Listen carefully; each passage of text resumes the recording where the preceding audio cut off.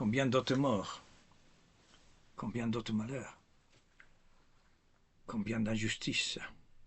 Tout ça, c'est la mort. Combien de séparations, de déchirements entre les époux. Quelle souffrance entre eux. Chacun pense avoir raison.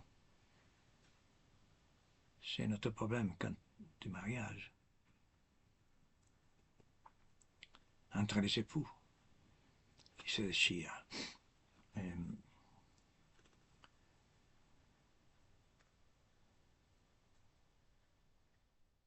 C'est la mort dont je vous parlais, la mort ontologique, la mort de l'être, la solitude, les non-pardons. Vous savez, quand on ne pardonne pas, mais pardonner, c'est une grâce.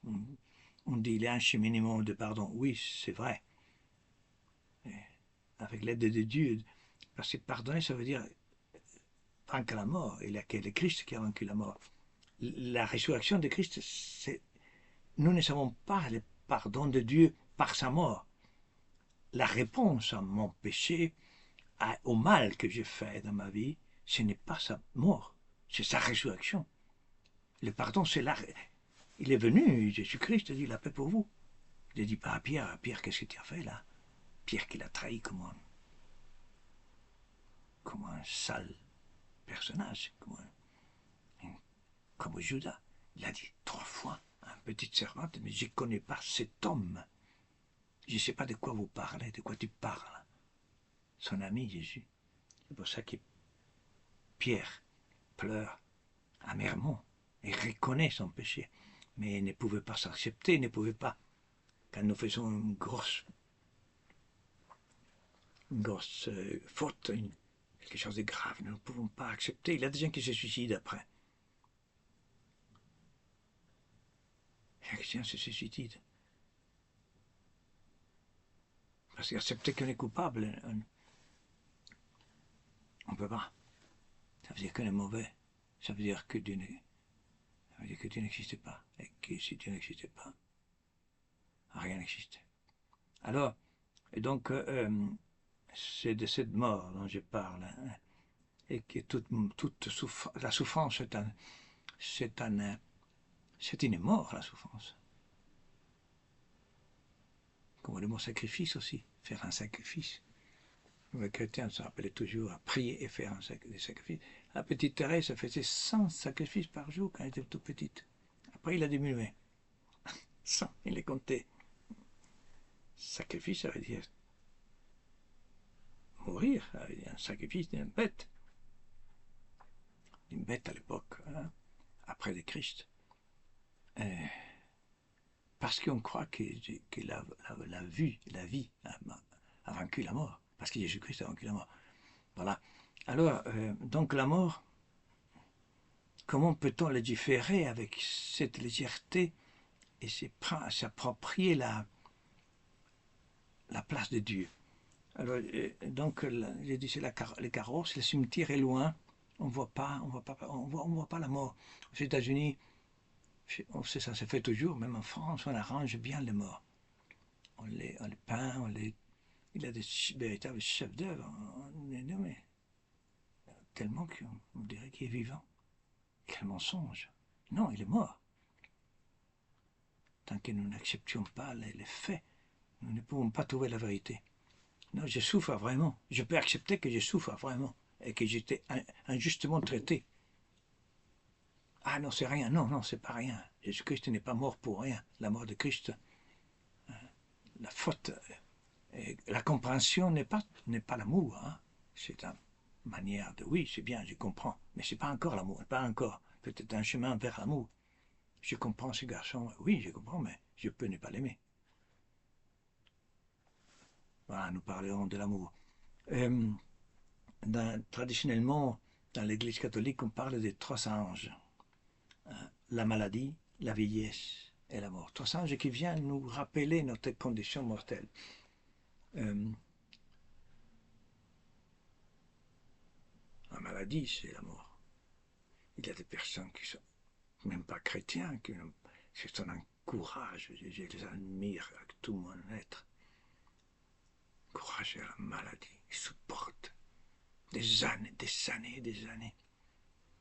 Limiter, accepter les limites de la maladie.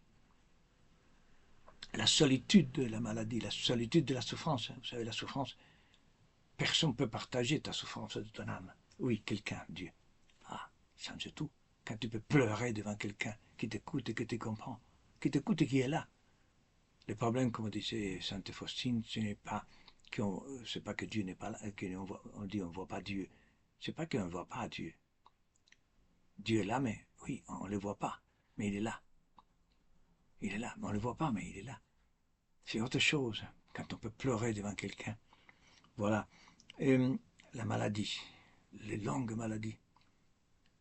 Je vois les personnes en maison de retraite, aller visiter les maisons de retraite. Quelle solitude. Et toutes les personnes, plutôt des femmes, plutôt des femmes qui ont été magnifiques, ou belles, intéressantes, désirées par les hommes, qui valent rien. Aujourd'hui, vous savez, les personnes aujourd'hui âgées ne valent pas, ne sont pas des hommes pour notre société. Ah, c'est trop que vous dites. Non, non. Regarde un peu, parfois ne vont pas. Tu fais ce que tu veux devant une personne. On les traite n'importe comment, on les parle n'importe comment. On leur dit, monsieur, bon. Ah, j'écoutais.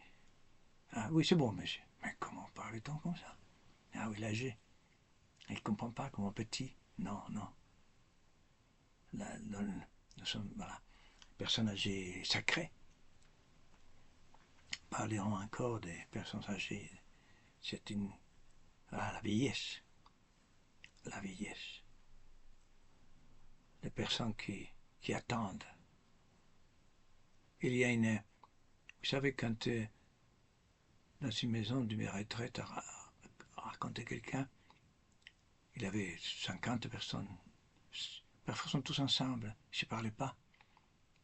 Et chaque fois que la porte s'ouvre, toutes les 50 personnes, hop, regardez vers la porte. Peut-être c'était quelqu'un. Mais qui vient? Très peu. Très peu de personnes.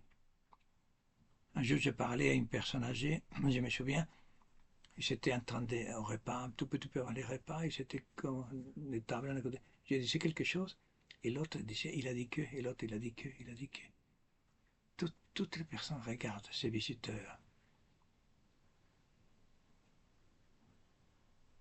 Mais Dieu les écoute, Dieu essuie toute larme. Il n'y a aucune larme, aucune peine qui n'est pas ramassée, comme on dit dans les soutres divines.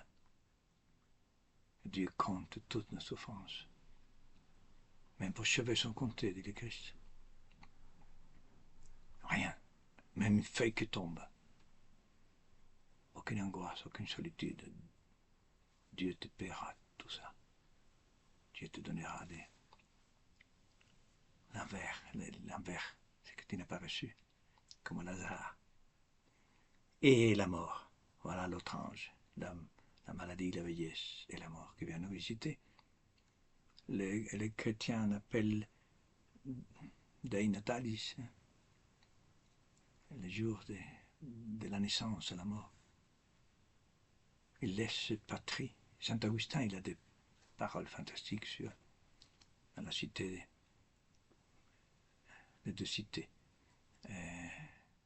La partie, Saint Augustin parle beaucoup de la partie, le véritable, l'ignorance de la patrie, le lieu du Père. Nous parlons du Père, de la patrie.